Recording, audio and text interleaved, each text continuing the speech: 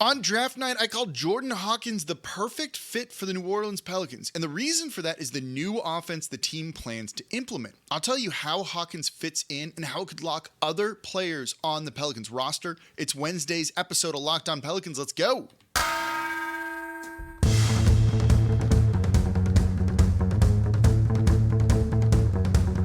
You are Locked On Pelicans, your daily New Orleans Pelicans podcast. Part of the Locked On Podcast Network, your team every day. Welcome to another edition of Locked On Pelicans, the daily podcast covering your favorite team, the New Orleans Pelicans and NBA, part of the Locked On Podcast Network, your team every day, available wherever you get your podcasts and available on YouTube. I'm your host, Pelicans Insider, credential member of the media, Jake Madison, at NOLA Jake on Twitter, here with y'all on this Wednesday, and we're going to talk offense for the Pelicans, how Jordan Hawkins fits in, what James Borrego is going to be bringing to the team and what to expect, and how it could unlock other players on this roster. I think we're all expecting big things from the Pelicans offense, and we are expecting it to look very different, and that's what we're going to cover today. So stick through the end of this. All the segments really tied together in today's show. And of course, thank you for making the Locked On Pelicans your first listen today and every day. We're here Monday through Friday, completely free. No one else coming to you like this, breaking down all of the topics that you want to hear about this team, whether it's free agent rumors. And look, yesterday, I talked about Jarrett Allen on the show. And then today, yesterday, depending on the day that you're listening to all of this, on Tuesday's show, I talked about Jarrett Allen and that was recorded on Monday night. And then on Tuesday, well after the fact, Jake Fisher of Yahoo put out that the Pelicans had called the Cleveland Cavaliers about Jarrett Allen. So make sure you go listen to that show if you want to see a shakeup for the big men. The past two shows are about free agency, which starts this weekend, and we'll have more on Friday for y'all about that. In tomorrow's show, if you're an everydayer, I've been teasing this, I've been wanting to talk about it for a while. Let's look at Bally Sports, the Pelicans, and what the future of the Pelicans could be with their broadcast, what it should be with their broadcast. But today, we are talking about a movement-based offense. So what is a movement offense, a motion-based offense? And simply put, a motion-based offense is just constant movement. It really is there in the title. If you think about the Pelicans, what their offense was when they were healthy around Zion Williamson and Brandon Ingram, there wasn't a lot of movement to it. It was Brandon Ingram playing isolation ball, driving and attacking. Zion playing isolation ball, driving, attacking. CJ trying to play make, running pick and rolls a little bit, but not many, and then trying to pass out. And a bunch of it, guys just kind of stuck in spots on the perimeter or in the dunker spot down below the basket. Not a ton of cuts, not a ton of off-ball actions, just relying on your superstar players to go and get you buckets. And you know what? When the team was healthy, it worked. But it's also much easier to defend. And when those superstar players aren't healthy, as was the case last season for New Orleans, it really started to fall apart. Or even if one of them was out, it started to fall apart a little bit. And the team had to start running more pick and rolls and doing other things. And they just weren't ready for all of that. And so with the Pelicans bringing in James Borrego, trying to run a different kind of offense, adding more motion into it, well, I think this is where you're going to see them really start to take off. And if this is what they want to do, bringing in a player like Jordan Hawkins is a perfect fit. This guy, as we have said repeatedly in the lead up to the draft and then talking about the pick after the fact, is he's a movement shooter. That means he's running around, doing different things, coming off pin downs where a big or another guard runs down as he's kind of on the baseline, sets a screen for his man, and he darts up to the three-point line, turns, catches the ball, and shoots with the space that he got from that screen down low. It's called a pin down. You have things like elevator doors where he runs up and then two people just kind of stick together like that and close the door on his man, and all of a sudden kind of a similar action. He's open on the three-point line. He also does looping cuts where he'll run from one corner, baseline, coming around, curls up to the top of the three-point line. But when he cuts baseline, right, motion. Is he going to all of a sudden get a pin down and cut up there? Is he going to run to the other corner? Is he going to move from the other corner up? There's a lot of variables to it, and this is a guy that excels at this. So when I said this pick was the perfect fit, I mean it. Even if Jordan Hawkins doesn't have an all-star level ceiling to him, it makes sense for the Pelicans. And that's why you have to like a pick like this. Sometimes you just need players that are going to do their roles well on your team. I'm a big believer in not always going for the big home run. This is what Jordan Hawkins is, and that's totally okay. Get good basketball players in, and Jordan Hawkins is definitely that. And for a team that needs to shoot more threes, wants to shoot more threes, getting a sharpshooter like this in really works. And when you look at what Borrego has done, with some help, but it sounds like he's bringing a lot of the principles he had from the Charlotte Hornets while he was there. And certain guys had a ton of success there, including a player you probably know, and that was Devontae Graham, who in his time under James Borrego in Charlotte was pretty good. It was a reason why the Pelicans made the move for him. That final season there was 14.8 points per game, shooting 37.5% from three on 8.5 attempts. The year before, 18 points per game on over 9 attempts per. And this was a guy that was involved in tons of actions, tons of motion, while also doing other things too for the team. And so he's going to give a lot of those similar type of plays to Jordan Hawkins. So a motion offense like this is not so much like a set play offense, though it is involved in that. It's kind of a set of principles, right? This is where offensive philosophy starts to come in. It's allowing guys and giving them a set of like kind of guiding points, guiding principles.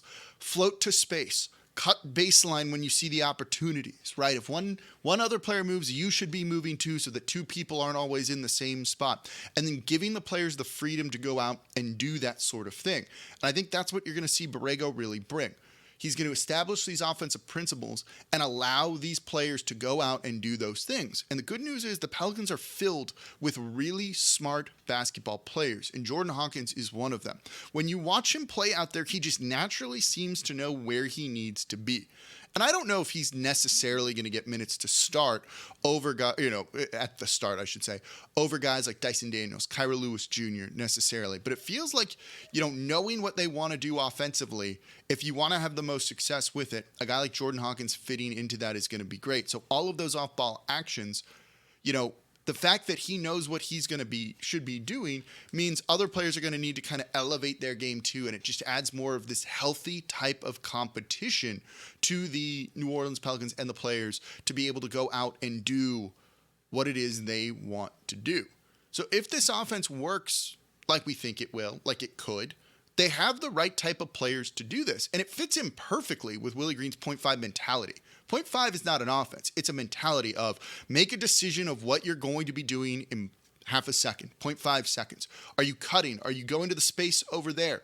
If you have the ball, are you passing, you driving, you shooting? So all of these guys have these principles of what to do, and now you've got to make a quick decision on what it is that you're going to do.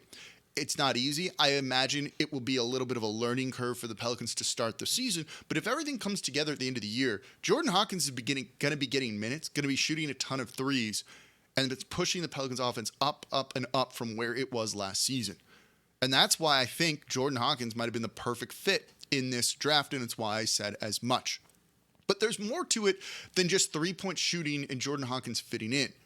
I think the big men for this Pelicans team are in store for monster seasons. Zion, Ingram, Larry Nance Jr. If he's still here, maybe listen to yesterday's show. Jonas Valanciunas. Let's talk about how the bigs could be unlocked coming up here next in today's episode of Locked On Pelicans. Before we get to that, though, today's episode of Locked On Pelicans is brought to you by eBay Motors. Look, if you're a championship team, it's about making sure every player is the perfect fit. And it's the same when it comes to your vehicle. Every part needs to fit just right. I work on my cars, and when parts don't fit, oh my goodness, is it so bad. And now all of a sudden your car is just sitting and you're not driving.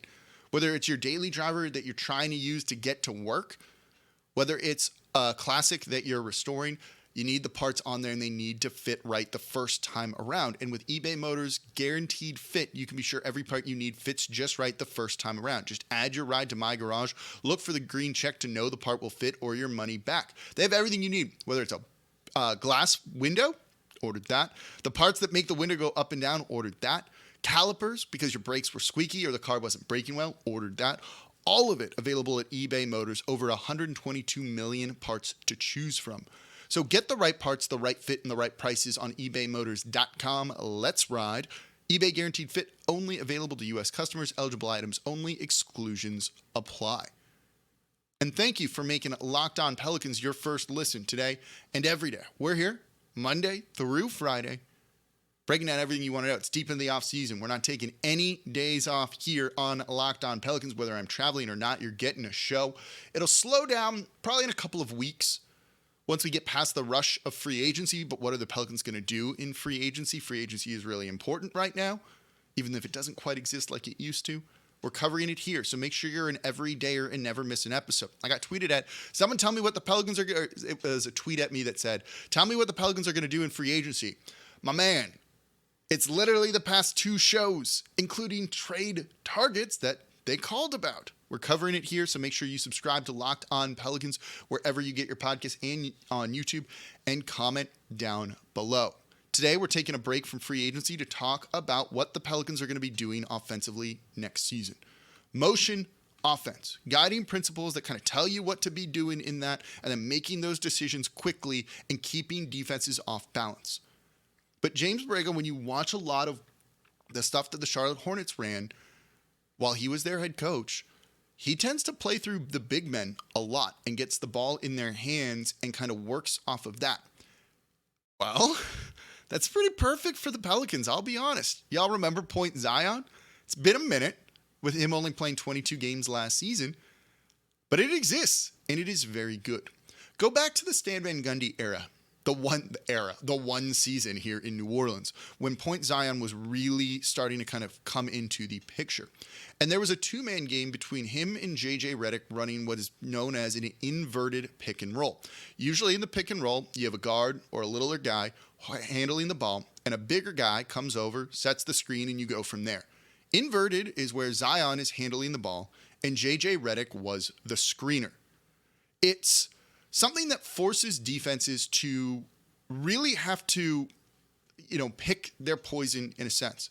If you go under that screen, you can have J.J. Redick popping out from three, and all of a sudden now there's some space there for him. Or it gives Zion a head of steam to get downhill and attack, which is the last thing that you want. Or you can hedge the screener and put two guys there and get really aggressive with it and try and trap Zion Williamson, who's the ball handler in that scenario. But if you do that, all of a sudden J.J. Redick, or in this scenario here, Jordan Hawkins, is wide open. And all you have to do is get him the ball almost in a dribble handoff motion like that, and he's wide open and he's bombing away from three.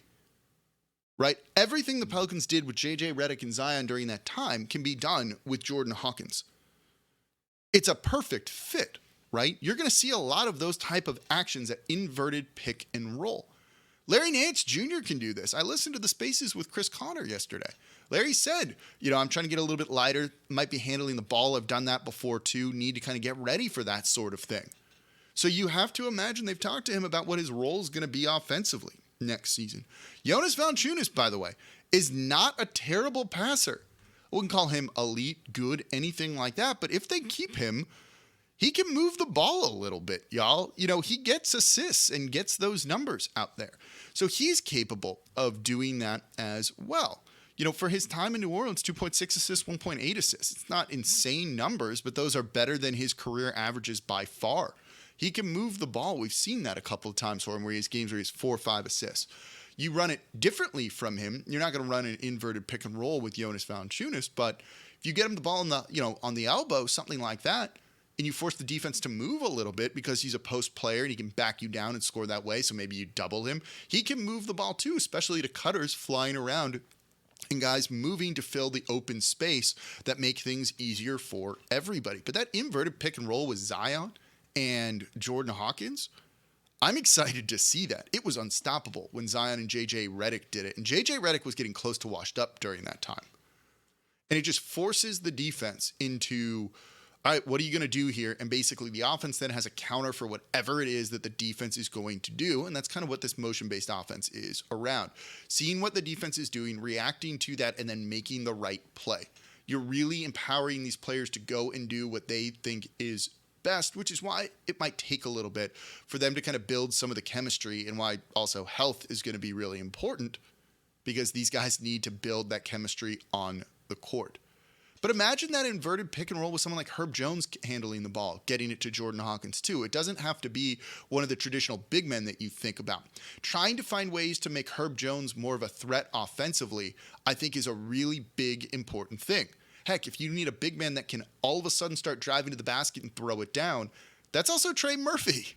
We've seen it. He's more than just a three-point shooter. We saw him as the season went on get more comfortable putting the ball on the court on strong closeouts and attacking the basket. Give him a little bit of space in an inverted pick and roll where he's holding the ball and someone screens for him. Oh, he is quite the handle for that, but if he's working on that sort of thing, it can work really, really well. So you start to see how this type of offense really suits the skill set of what the Pelicans players are. And that, yeah, Brandon Ingram can be an isolation scorer, but if you can let him handle the ball and create some smart actions and then have off-ball cutters for him to pass the ball to because he's drawing multiple guys to him, it's going to open things up even more. Even when the Pelicans were doing that last season, he'd get doubled, right? They didn't have all the shooters they needed on the court to make teams pay. Hawkins is going to be able to do that. Teams were sagging off Herb Jones. He wasn't a threat offensively. You're kind of playing 4-on-5. Involve him in ball screens. Have him have the ball in his hand. You have to pay attention to the man with the ball. If he doesn't have it, he's off ball, he's just standing in the corner, maybe that doesn't work. So make him a threat. And it also allows other players to really grow a little bit. So let's look at that. Not grow, but fit better roles. Let's look at CJ McCollum and also the Pelicans shooting more threes. And I got some numbers on all of that for you. That's coming up here next in today's episode of Locked On Pelicans. And thank you for making Locked On Pelicans your first listen today and every day. We're here Monday through Friday, completely free. If you're an everydayer, you're caught up on everything that's going on with this team. That Jared Allen news probably didn't surprise you yesterday because we talked about it on the show. So if you want to know what's going on with the team, make sure you subscribe to Locked On Pelicans. Listen Monday through Friday. If you listen one day a week, that's awesome. Try giving it 2 days a week. Work your way up to being 5 days a week. The show is short. It's designed for your morning commute, your evening commute, while you're at the gym. We're not here with an hour-and-a-half long show.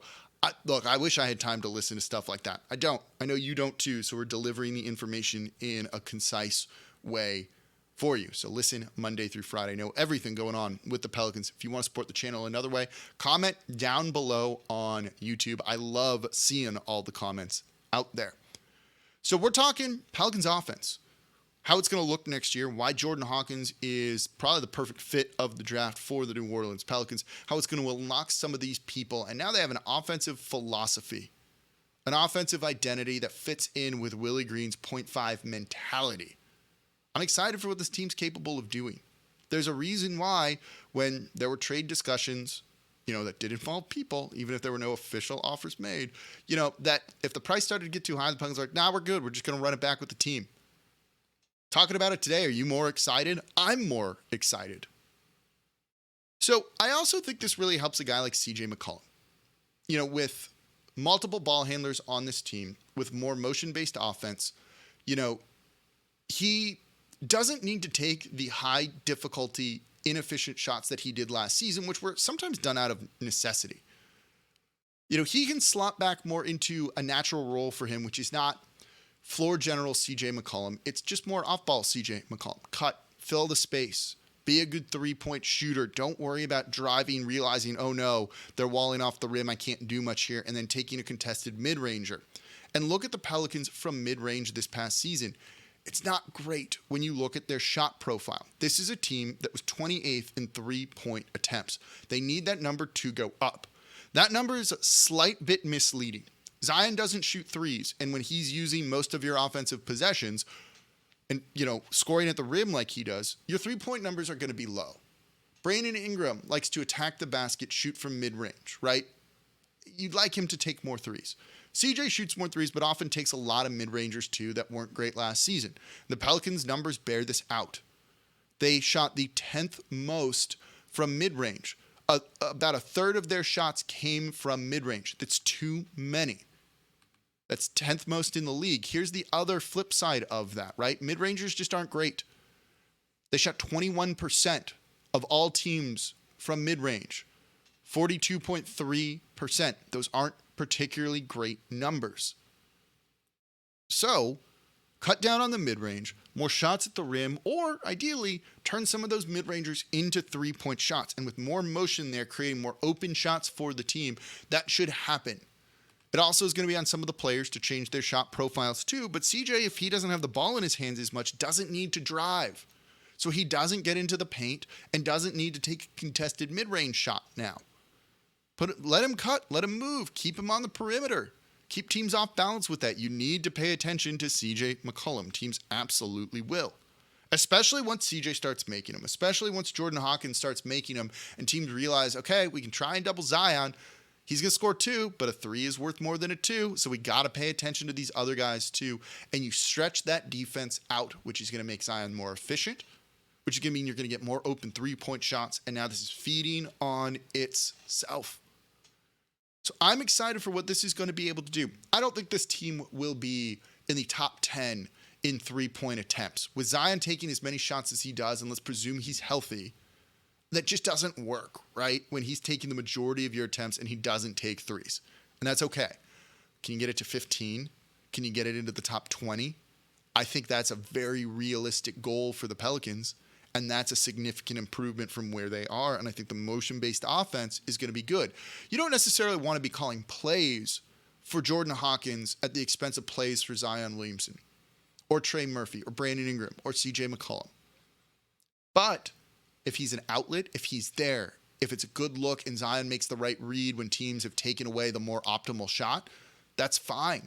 That's fine. That's taking what the defense gives you then as opposed to calling plays for it. And that's just smart offense. That's smart philosophy. That's smart design.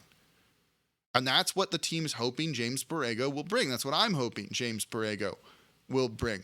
And from talking to people around the team, they're really excited about what he can do. So I'll believe him. I'm excited to see what this Pelicans offense is going to be. Everyone seems to already have felt a little bit refreshed. You could see how beaten down they were at the end of the season. But you're starting to see a lot of that excitement, that joy, that optimism come back into these players. And if they're doing that already this offseason, that means they're going to put in the work. And that makes me excited for what next season could be. And Jordan Hawkins fits in perfectly with this group. The fact that he'd said, I'm already adding muscle because I need to get stronger at the NBA level. Perfect. Love to hear that from the guy, right? That he's already been talking to basically all of his teammates, that he's excited to be here and start prepping for Summer League and all of those things. This is the type of energy that they kind of need. And if Jordan Hawkins is going to bring that, I'm not going to get outworked kind of energy, which it feels like he will. If he's darting around, cutting and pressing everyone in there, Dyson Daniels is going to see them and be like, all right, I got to do that. It's not that Dyson isn't, but you get the example. It just raises everybody up when you bring in these type of guys, and it does seem like Jordan Hawkins, beyond just his fit in terms of the offense, really brings a lot to the culture of this team as well. So I'm excited. I hope you're excited. Let me know what you think about what the Pelicans offense might look like next season. Do you think big changes? Do you think career years for anybody? Let me know in the comments down below on YouTube. So if you're an everydayer tomorrow, let's talk Valley Sports, let's talk Pelicans broadcast, what the future that could be. The Jazz have given a blueprint, but are we sure it's something the Pelicans can actually emulate? I got a lot of insight into this one for you, and I'm excited to talk about that in tomorrow's episode of Locked On Pelicans, so don't miss that one. Friday, we'll get you set with more free agency talk too. Listen to the past shows this week if you want to know more about the Pelicans' plans as well. And as always, I'm your host, Jake Madison, at NOLA Jake on Twitter. It's the Locked On Pelicans podcast, part of the Locked On Podcast Network, your team every day. And I'll be back with y'all tomorrow.